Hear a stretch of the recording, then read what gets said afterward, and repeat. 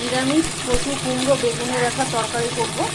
তাতে আমি 5 ফোড়ন, শুকনো লঙ্কার হিং ফোড়ন দিয়ে সর্ষের তেল গরম করে নিয়েছি, তারপর ফোড়ন দিয়ে আমি সবজিটা ঢেলে দিয়েছি।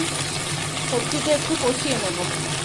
কষানো হয়ে গেছে, তাতে আমি নুন, জিরে, ধনে, লাল লঙ্কা, হলুদ দিয়ে দিলাম।